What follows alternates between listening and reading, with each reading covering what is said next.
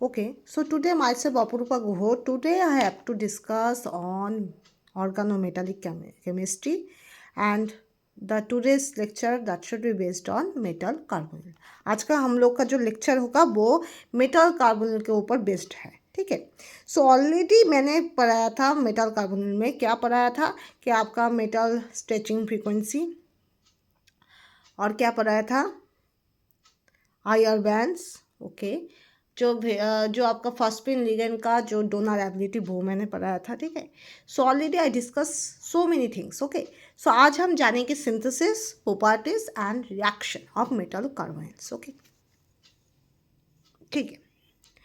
तो आपका synthesis of metal carbonyl जो है वो आपका CSI नेट गेट और भी ज़्यादा जो आपका एग्ज़ाम्स है वहाँ पर ज़्यादा नहीं आता है, ठीक है। पर आपका जो मेटल कार्बोनिल्स है वो आपका BSc और MSc के लिए वो इम्पॉर्टेंट है, ठीक है। अब मेटल कार्बोनिल का जो प्रॉपर्टीज़ है वहाँ से भी क्वेश्चन कॉम्पिटिटिव एग्जाम में नहीं आता है, ठीक है। पर आपका जो रिएक्शंस है मेटल कार्बोनिल से वहाँ से क्वेश्चन आपका CSI नेट बोलो, गेट बोलो, WP सेट बोलो, और भी स्टेट एलिजिबिलिटी टेस्ट बोलो, PGT केमिस्ट्री बोलो, जो एग्ज़ाम है आपका केमिस्ट्री वाला जो एग्ज़ाम होता है वहाँ पर आता है। कैसा आता है? As for example, I give you the things that is there must be the metal carbonyl reaction, that is किसके साथ रिएक्शन होकर क्या प्रोड्यूस होगा। वहाँ पर कुछ मेटल कार्बोनिल्स होता है, मेटल कार्बोनाइलेट्स कैसे प्रोड्यूस होता है, मतलब नेगेटिव चार्ज, ठीक है, वो कैसे प्रोड्यूस होता है। वो नेगेटिव चार्ज वाला जो मेटल कार्बोनाइलेट्स वो कहाँ पर सब्स्टिट्यूशन होता है, कहाँ पर एसिड बेस रिएक्शन होता है, ठीक है, वो एक चीज़ है। दूसरा होता है आपका मेटल कार्बोनिल से जो सब्स्टिट्यूशन होता है वहाँ पर आपका associative dissociative mechanism, migratory insertion mechanism, hapticity का चेंज होना, हेप्टिसिटी लोअर में हायर में जाना, उसके साथ साथ आपका मेटल कार्बोनिल्स का और क्या आता है, ये सब क्वेश्चन आता है, ठीक है। आपका कुछ ऐसा भी क्वेश्चन आता है कि सोचो as for example there must be one compound is given, that is एक कंपाउंड गिवन है, this compound that should be react some reagent so produce B, and this B that should be react to some other reagent to ultimately produce C, okay. So there must be this, you have to identify the C compound, okay.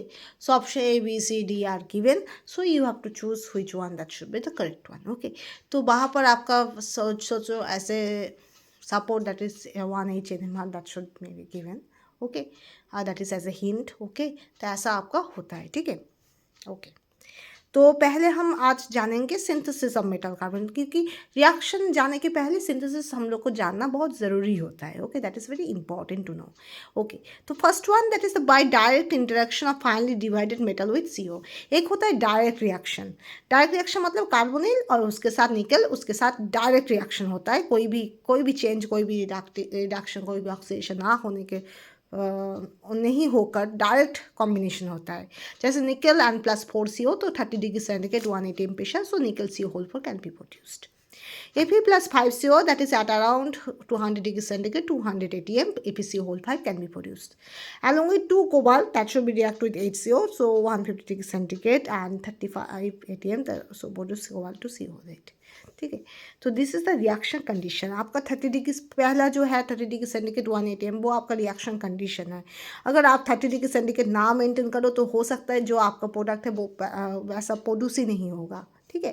तो that is the reaction condition that should be experimentally verified that in that condition this reaction can be happen, otherwise may और may not be not, okay. So यहाँ पर आपका question आ सकता है कि निकल CO whole 4 क्यों, वाई निकल CO होल 6 नहीं। ये आपका जो चीज़ है निकल CO होल 4 क्यों और निकल CO होल 6 क्यों नहीं, that can be explain on the basis of electroneutrality principle, okay. That is nickel CO whole 4 can be exist, but nickel CO whole 6 why not exist? Nickel CO whole 6 why not exist can be explained on the basis of electroneutrality principle. Why? Because always remember that is ligands give their extra electron density towards the metal, okay. So obviously the electrodensity on the metal, that should be increased. Okay, so there must be always remember metal if having lower oxidation state, that means -1, 0, +1, so it cannot never be capable to hold this extra electron density from the ligand. So it always having the tendency to reduce its extra electron density and stabilize itself. Okay, metal में extra electron density अगर चला जाए, metal अगर लो oxidation में हो -1, 0, +1, तो क्या होगा, मेटल उतना इलेक्ट्रॉन डेंसिटी कैरी नहीं कर पाएगा, वो कहीं कहीं ना कहीं कोई ना कोई उपाय से वो इलेक्ट्रॉन डेंसिटी घटाने का कोशिश करेगा और by this way metal stabilize होगा। ठीक है, तो वहाँ पर आपका ऐसा हो सकता है, आपका लिगेंड का नंबर आप कमा दो, घटा दो, जो बोला जाता है, the number of ligands can be minimised. There must be, that is another way you can use the pi acceptor ligand. Okay, because there must be pi back bonding can be happen, metal to ligand electron transfer, electron density transfer can be happen. So by this way metal का जो electron density वो reduce हो जाएगा. By this way the electron density on the metal can be minimized. Okay. The third way, the sigma donor but still having high electronegativity, like oxygen, fluorine, that is a sigma donor but high electronegativity. So on that case, on that purpose क्या होगा, this ligand never give their whole electron density towards the metal. metal को whole electron density नहीं देगा, कुछ तो खुद के पास भी होल्ड करेगा, जैसे फ्लोरीन, जैसे ऑक्सीजन. तब क्या होगा, मेटल में एक्सेस इलेक्ट्रॉन डेंसिटी नहीं आएगा. ठीक है, तो ऐसा बहुत सारा चीज़ होता है. और मेटल, जो मेटल हायर ऑक्सीडेशन स्टेट है, जो एज फॉर एग्जाम्पल +3, +4, +5, +2 भी होता है, कुछ केस में +2 भी होता है, तो this are also called higher oxidation state. On that case pi acceptor ligand not be good for those ligand, sorry, for those metal. Why? क्योंकि metal can capable to hold this extra electron density from the ligand. So that's why on that perspective higher oxidation state metals bind with sigma donor only mostly. Okay.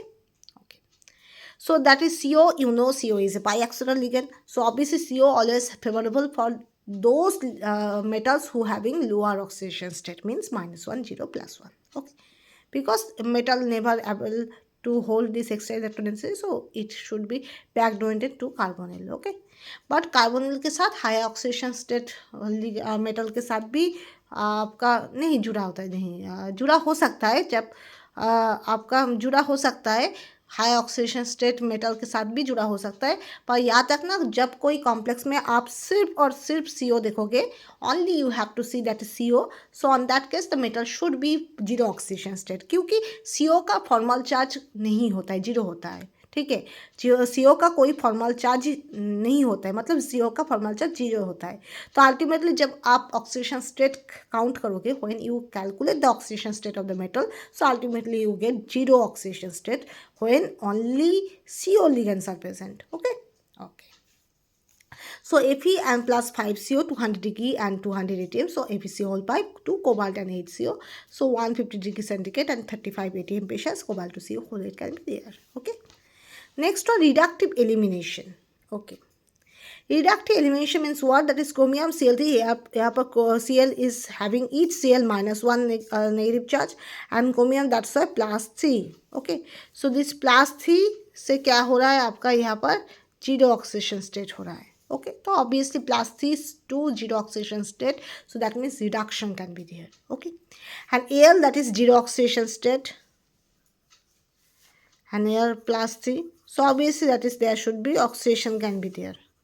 यहाँ पर oxidation हो रहा है and यहाँ पर reduction हो रहा है, and already I say that is oxidation reduction can always be occur simultaneously. अगर कोई भी रिएक्शन में आप ऑक्सीडेशन देखो तो वहाँ पर रिडक्शन भी साइमल्टेनियसली होगा. ओके, तो chromium Cl3 that should be produced chromium CO whole 6, there must be reduction can be happen, and there must be, you see, that is this all Cl that should be leave from chromium Cl3, so obviously there must be elimination can be happen. पापा elimination हो रहा है. ठीक है, तो that's why this is called as reductive elimination. Okay, next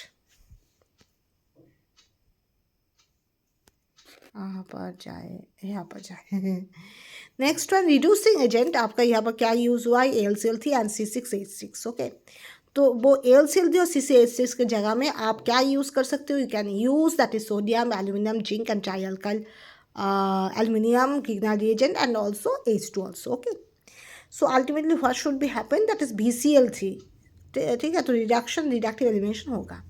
BCl3 आप use कर सकते हो। This BCl3 react with 4 sodium and 6 CO in the presence of diethyl 160 degree centigrade and 200 atm pressure. That should be reaction condition. So ultimately what should be happen, क्या produce होता है, sodium डाइग्लिम produce होता है, उसके साथ BCO4 minus produce होता है। ये जो आप नेगेटिव चार्ज देख रहे हो इसको हम बोलते हैं आपका कार्बोनाइलेट हो रहा है, मतलब नेगेटिव चार्ज वाला कोई एनायनिक स्पीसीज हो रहा है मेटल कार्बोनिल्स का। ओके, मेटल कार्बोनिल्स का जो एनायनिक स्पीसीज होता है उसको हम लोग क्या बोलते हैं, कार्बोनाइलेट्स बोलते हैं। तो बाहर से आपका एसिड ट्रीटमेंट होगा, ये जो नेगेटिव चार्ज वो न्यूट्रलाइज होगा, तो अल्टीमेटली BCO6 प्रोड्यूस होगा, ठीक है। ओके, BCO6 ऐसे कि वो स्टेबल नहीं होता है, क्योंकि BCO6 का जो आप देखोगे यहाँ पर आपका वैनेडियम 0 ऑक्सीडेशन स्टेट होता है। आपका BCO6 में ना आई थिंक 17 इलेक्ट्रॉन काउंट होता है, जैसे वैनेडियम, स्कैंडियम, टाइटेनियम, हेरियम 3 और 4s2 तो 5 इलेक्ट्रॉन होता है, और उसके साथ साथ 6 इंटू 2 होता है, तो 12 + 5 17 electron configuration. So that's why this is not stable. पर यहाँ पर एक नेगेटिव चार्ज होता है, तो आपका 17 इलेक्ट्रॉन के साथ एक इलेक्ट्रॉन आ जाता है, तो अल्टीमेटली 80 इलेक्ट्रॉन हो जाता है एक कार्बोनाइलेट में। So that's why carbonylate, that means BCO6 minus, that should be more stable than BCO6, क्योंकि ये आपका 80 इलेक्ट्रॉन कॉन्फ़िगरेशन है, ये आपका सिर्फ और सिर्फ 70 इलेक्ट्रॉन कॉन्फ़िगरेशन है। That's it. Okay, next one, in the case of reduction metal oxide and carbon monoxide, अच्छा, that is in the case of reduction metal oxide. Metal oxide मतलब ये सब का सब मेटल ऑक्साइड है। ये आपका मेटल ऑक्साइड MO, ये आपका मेटल ऑक्साइड MO, ये भी आपका मेटल ऑक्साइड MO है। वो किसके साथ रिएक्शन करेगा, कार्बन मोनोऑक्साइड, सब की सब कार्बन मोनोऑक्साइड है। Here the reduction of metal oxide का रिडक्शन होगा, and carbon monoxide act as reducing agent, means carbon monoxide itself oxidize and reduce this metal oxides. Reducing agent मतलब क्या है, रिड्यूसिंग एजेंट मतलब जो खुद क्या होता है, सॉरी, जो खुद ऑक्सीडाइज होता है। रुको एक मिनट, मैं पेंसिल बॉक्स को थोड़ा हटा देती हूँ, ठीक है। तो आपका जो कार्बोनिल होता है वो खुद ऑक्सीडाइज होता है और दूसरों को क्या करता है, रिड्यूस करता है, तो that means that is a reducing agent. Okay, तो आपका जो कार्बोनिल होगा वो आपका क्या होगा, वो खुद रिड्यूस होगा और खुद ऑक्सीडाइज होगा और दूसरों को रिड्यूस करेगा। तो यहाँ पर क्या हो रहा है, कोबाल्ट, यहाँ पर क्या है, ऑक्सीजन -2 है, तो कोबाल्ट +2 है, तो यहाँ पर क्या है, कोबाल्ट 0 है, ठीक है। तो +2 से 0 हो रहा है, मतलब रिडक्शन हो रहा है। यहाँ पर ऑक्सीजन क्या है, minus, that is 4 and each oxygen having -2 formal charge, सो 4 × -2 क्या होगा, -8 होगा। तो यहाँ पर ऑस्मियम +8 शो कर रहा है, यहाँ पर क्या होगा, 0 होगा, तो ऑब्वियसली रिडक्शन हो रहा है, ठीक है। यहाँ पर Ap2 हो रहा है, आप काउंट करो ना, 2x 3 इंटू प्लस होगा -2 होगा, -2 होगा, -2 होगा, क्या आएगा, 2 = 0 होगा, 2x - 6 = 0, तो 2x = +6, x = +3 होगा। तो यहाँ पर +3 है, यहाँ पर 0 है, तो रिडक्शन हो रहा है। किसकी वजह से हो रहा है, CO की वजह से। CO itself oxidize and reduce other, that's why it is called as reducing agent. Okay, sorry. Higher carbonyls can be synthesized by thermal or photochemical reaction of lower carbonyls. जो हायर कार्बोनिल्स होता है उसको आप heat करो या फिर photochemical reaction करो, तो अल्टीमेटली वो आपका डिसोशिएट होकर लोअर कार्बोनिल्स हो जाता है, ठीक है। सॉरी मैंने उल्टा बोला। लोअर कार्बोनिल्स को आप हीट के प्रेजेंस में, HNO के प्रेजेंस में आप कॉम्बाइन करो, तो आपका क्या होगा, कभी कभी कुछ CO बाहर आ जाएगा, उसके साथ साथ ऐसे बड़ा वाला पॉलीन्यूक्लियर कार्बोनिल्स प्रोड्यूस होगा, ठीक है। कुछ भी नहीं, there must be nothing else, that is 3 osmium CO5, that should be heat can be introduced, so ultimately that should be 3 CO that should be dissociated, and that should be this osmium CO5 oriented in such a way that is ultimately osmium 3 CO12 can be produced. Next one, FeCO5, there must be, you have to use photochemical condition, HNO means nothing but, आप जानते हो quantum में HNO को Planck's constant, planks theory से आया है H new मतलब photochemical reaction in the presence of photon. Okay, जो 2 AP CO होल पर वो कॉम्बाइन होगा, ऐसे कॉम्बाइन होगा कि 1 CO that should be leave and AP2CO whole 9 that should be produced. Okay, next one 3 AP CO whole pi that should be heat introduced, so there must be 3 CO that should be leave and Fe3CO whole 12 can be produced, and last that is 2 cobalt 2 CO whole 8 that is 70 degrees centigrade you have to maintain heat आपको देना पड़ेगा, you have to provide heat but their temperature should be at around 70 degrees centigrade. Okay, the temperature that should be specified. So there must be cobalt 4 CO whole 12 can be produced and 4 CO can be leave. Okay, next one properties. Nickel CO whole 5 nickel CO whole 4 AP CO whole 5 ruthenium CO whole 5 osmium CO whole 5 they are basically liquid at room temperature pressure. room pressure में ये सब का सब क्या होता है, liquid होता है. ठीक है, this is the properties, physical properties. Chemical properties होता है क्या बोलते हो, रिएक्शन वाला जो आपका केमिकल मतलब कंपोजिशन रिलेटेड होता है, फिजिकल उसका स्टेट के रिलेटेड होता है. ठीक है, तो all of the mononuclear carbonyls are colourless. जो मोनोन्यूक्लियर कार्बोनिल होता है, मोनोन्यूक्लियर, न्यूक्लियर मतलब क्या होता है आप क्या जानते हो, कहाँ पर न्यूक्लियस का बात आता है. एक होता है बायोलॉजी में सेल में, वहाँ पर ठीक मिडिल में न्यूक्लियस होता है, उसको आई थिंक हेड बोला जाता है एक सेल का, मुझे पता नहीं, मैं बायोलॉजी बहुत दिनों पहले पढ़ाया था, पता है पर ये चीज़ मुझे उतना याद नहीं है, पर मुझे जितना लगता है सेल का मस्तिष्क मतलब ब्रेन बोला जाता है न्यूक्लियस को. ठीक है, दूसरा होता है आपका केमिस्ट्री एंड फिजिक्स में जो होता है रदरफोर्ड मॉडल, वहाँ पर प्रोटॉन और न्यूट्रॉन वाला जो एटॉमिक मॉडल होता है, वहाँ पर जो ठीक बीच में के सेंटर में जो रहता है protons and neutrons, that is also called as nucleus. Okay, तो nucleus means at the centre or at the head, at the main thing. Okay, so here nucleus means metal.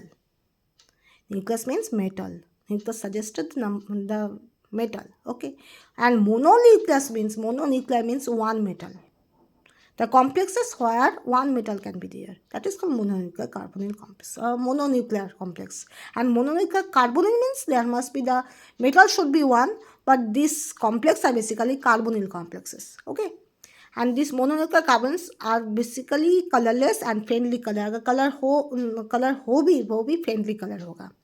And polynuclear carbons that should be colored. Okay, polynuclear means more than one number of metals should be there. Okay, next one, the intensity of polynuclear carbon that should be increased with number of metals that should be increases. मतलब जब number of metal बढ़ेगा so color intensity that should be खुद ब खुद बढ़ेगा. Okay, so ApCO whole 5 that should be colorless. Ap2CO whole 4 that should be golden yellow means number of Ap that should be increases. Obviously top to bottom that is number of Ap that should be increases, and also color intensity जो भी होता है वो भी increase होता है. ठीक है, तो यहाँ पर आपका 1 मेटल है, यहाँ पर आपका 2 मेटल होगा, और यहाँ पर आप देख रहे हो 3 मेटल है, तो आपका कलर डिपेंडिंग हो रहा है, यहाँ पर कलरलेस हो रहा है, यहाँ पर गोल्डन येलो, यहाँ पर आपका वेरी डार्क ग्रीन, ये आपका मेटल लिखा है. ठीक है, so that is color intensity that should be increases. So number of metal increases, so color intensity that should be increases. The colors of polynuclear carbonates arise from the electron transition between orbitals that are largely localized on the metal framework. So metal framework में जो आपका orbitals है वहाँ पर electronic transition की वजह से आपका polynuclear carbonate में color generate होता है. There must be the metal, and here this metal framework there are some orbitals can be there, and in those orbitals some electronic transition can be there, so that's why color can be there. And when the metal increases, the orbital framework, in orbital framework color electron transition can be increases. So when electron transition increases, so obviously color generation that should be increases. Okay, next one reaction substitution. एक होता है substitution होता है आपका जो carbonylates होता है, there must be acid base reaction, substitution both can be possible. In normal metal carbonates there must be substitution can be there, that is associative dissociative along with migratory insertion can also be happen. Okay, so associative dissociative are basically part of substitution reaction. Substitution reaction मतलब क्या होता है, substitute होना, that means replacement, one thing that should be replaced by other. Okay, that is called substitution reaction.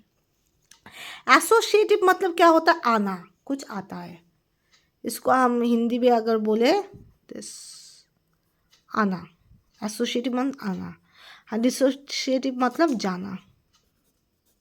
Okay, तो associative मतलब आना, पहले कोई लिगेंड आएगा उसके बाद जो लिगेंड प्रेजेंट है वो जाएगा। एक पहले आएगा, पहले आना है उसके बाद जाना है। और डिसोशिएटिव में पहले ही कोई जो कॉम्प्लेक्स में जो लिगेंड है वो जाएगा, उसके बाद इनकमिंग लिगेंड आएगा। ठीक है, तो जो लिगेंड आता है वो बाहर से आता है, जो लिगेंड जाता है वो अंदर से जाता है। तो याद रखना, जब पहले आएगा उसके बाद जाएगा वो होगा एसोसिएटिव, पहले जाएगा उसके बाद आएगा उसको हम बोलते हैं dissociative. That's it. Next one, dissociative mechanism LNMCO, there must be equilibrium.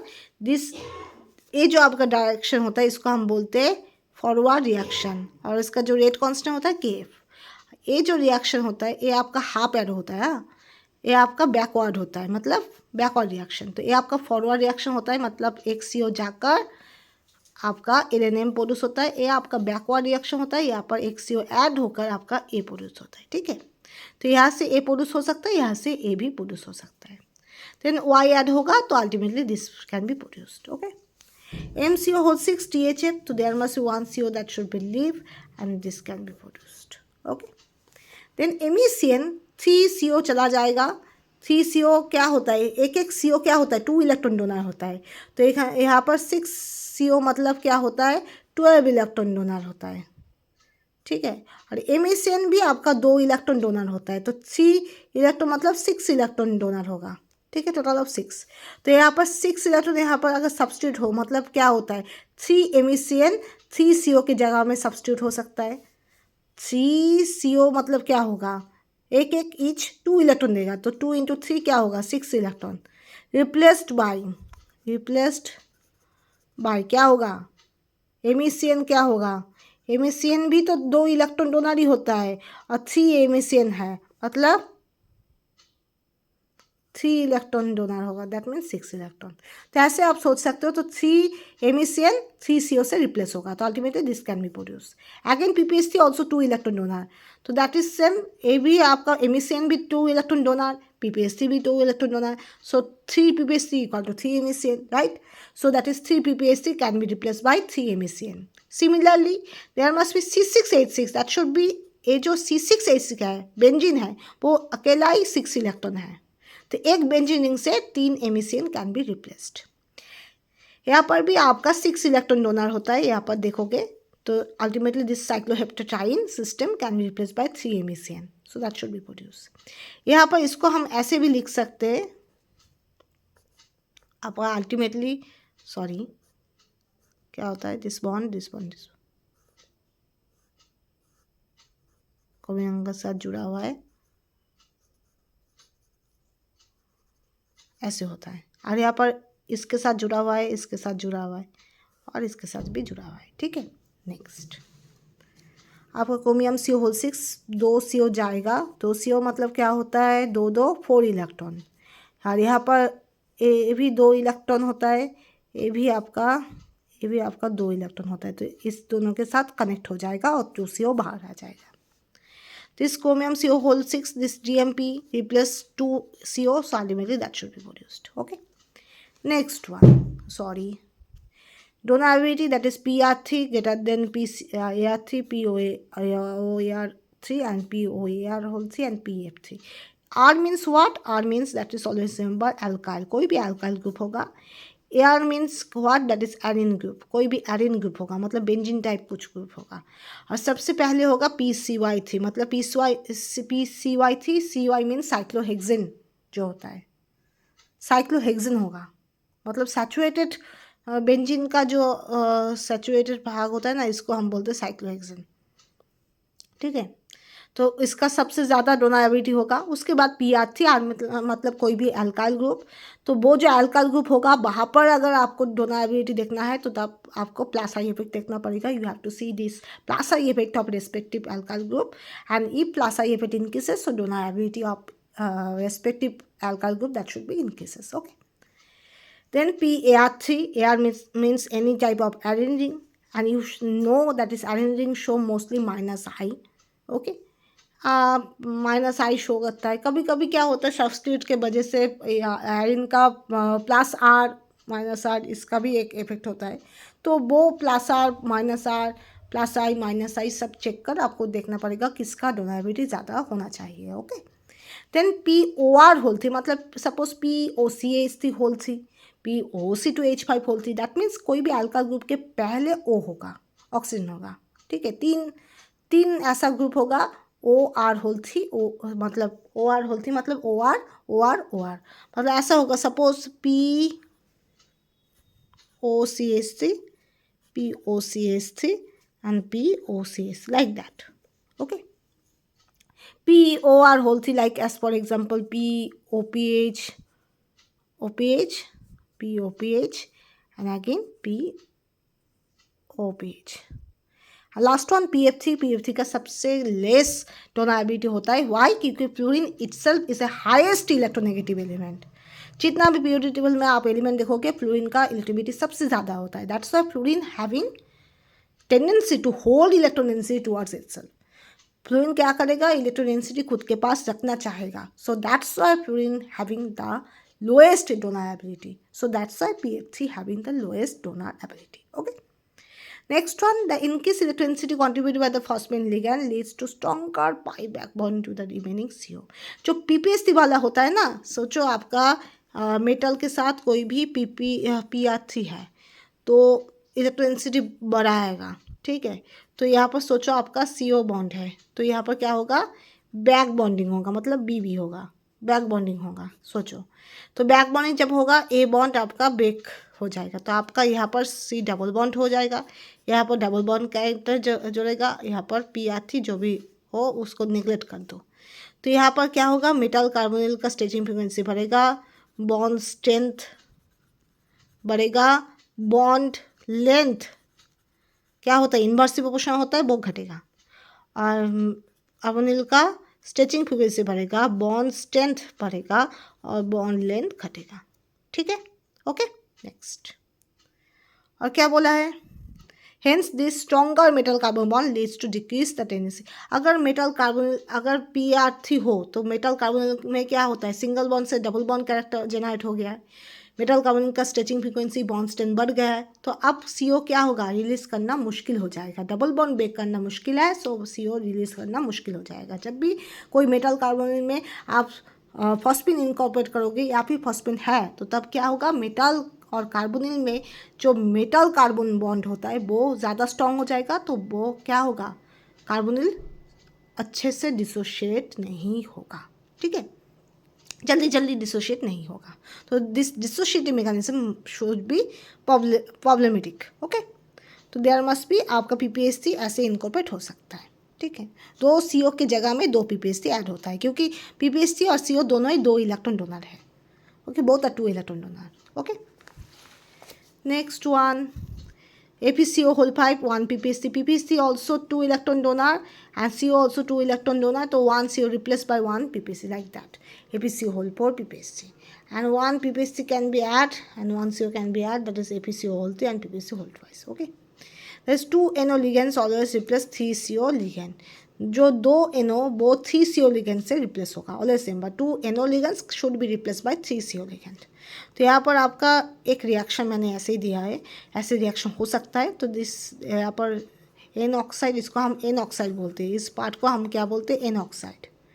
ठीक है, तो यहाँ पर O नेगेटिव चार्ज है, तो कार्बन में आप जानते हो कार्बोनिल में कार्बन डेल पॉजिटिव होता है, ऑक्सीजन डेल नेगेटिव होता है और नेगेटिव चार्ज पॉजिटिव चार्ज को अटैक करता है। तो ऐसे आपका रिएक्शन होगा, यहाँ पर CO2 ऐसे बाहर आ जाएगा, CO2 रिलीज होगा, उसके बाद ऐसा प्रोड्यूस होगा। ठीक, next one, complex of the 4D series transition metals react much more faster than 3D and 5D series transition metal homologues। याद रखना, this is one of the reasons why ruthenium, rhodium, palladium are much more widely used and most active catalysts in osmium, iridium, platinum। आपका देखोगे जो आपका विकिल्स catalyst है, formylation है, मोनसांटो acetic acid synthesis है, और भी बहुत सारा रिएक्शन है, फिशर ट्रॉप्स रिएक्शन ऐसा भी कुछ लिखा है आई थिंक। तो वहाँ पर आप देखोगे फिशर ट्रॉप्स में नहीं, फिशर ट्रॉप्स से Fe यूज़ होता है। आपका विल्किंस कैटलिस्ट आप देख सकते हो, एक होता है आपका वाकर प्रोसेस देख सकते हो, आपका फॉर्मुलेशन प्रोसेस देख सकते हो, वहाँ पर देखो कि आपका 4D सीरीज यूज़ होता है। आपका फॉर्मुलेशन में आई थिंक कोबाल्ट यूज़ होता है ना, कोबाल्ट यूज़ होता है, एच कोबाल्ट सी होती है, वो उसको छोड़ दो। अब वो वाकर प्रोसेस और वो विकल्सन कैटलिस्ट सोचो। विकल्सन कैटलिस्ट में क्या यूज़ होता है आपका, आपका क्या यूज़ होता है, आपका ईडियम तो नहीं यूज़ होता है, आपका क्या यूज़ होता है, अरे रोडियम यूज़ होता है ना, हाँ आई थिंक रोडियम यूज़ होता है, यस।